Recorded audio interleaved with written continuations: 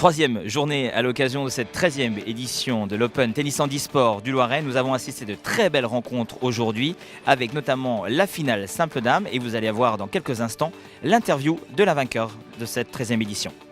Ouais, j'étais un peu stressé en fait. C'est toujours compliqué de jouer des gens qu'on connaît bien et qu'on apprécie en plus. Moi j'avoue que émotionnellement je le gère pas trop bien. Donc en début de match ça s'est un peu senti. Après j'ai réussi à me détendre un petit peu, à serrer le jeu au moment où il fallait. Et je suis contente d'y être parvenu parce que c'était difficile, vraiment. Comment vous avez senti l'ensemble du tournoi ? C'était très bien, malheureusement on n'était que 5 parce qu'il y a eu des forfaits pour blessures, donc, mais c'était très bien, on a travaillé le double avec Émilie également, donc c'est très positif. Bon, en tout cas félicitations pour ce match remporté. Alors 6-3, 6-1, ça fait un peu cher payé, oui. Ouais, le score est un peu sévère parce que Émilie a très très bien joué. Moi, je sais que, mais on s'est rendu coup pour coup, donc c'était bien parce que c'était vraiment c'était un bon match de boxe un peu. Mais voilà, effectivement, le score est plutôt sévère, je trouve. Donc là, la prochaine étape. Ça devait être Prague, mais ça sera pas Prague.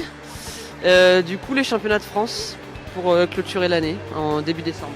C'est à début décembre, de toute façon, toutes les deux, vous allez vous y retrouver de nouveau. Exactement, oui, tout à fait. Journée très riche en résultats puisque vous avez pu assister, pour ceux ou celles qui étaient connectés sur bloghandicap.com, vous avez pu assister notamment aux 2 demi-finales simple messieurs avec la première demi-finale qui opposait les 2 anciens vainqueurs de cette édition de l'Open Tennis du Loiret, avec notamment Laurent Giamartini, ancien numéro 1 mondial en simple et en double, qui avait remporté en 2011 l'édition, et celui qui était le tenant du titre, il s'appelle Sébastien Huser, et c'est Sébastien Huser malheureusement qui ne pourra pas garder son titre puisque Laurent l'a remporté en 3 manches.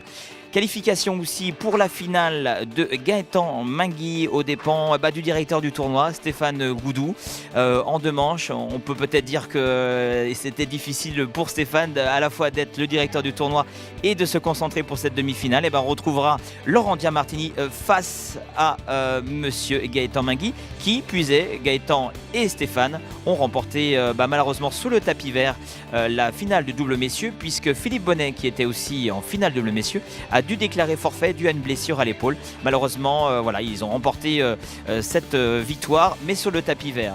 Au-delà de la finale dame, il y avait aussi le match de classement opposant Pauline Elouin à Juliette Vatine. Et pour cette rencontre de classement, c'est Juliette Vatine qui terminera à la 3e place puisqu'elle a remporté en 2 manches face à Pauline qui était diminuée par des petits problèmes de santé. On retrouvera nos 2 charmantes demoiselles dans quelques jours sur le tournoi de Brague pour gagner quelques points en cette fin de saison 2013.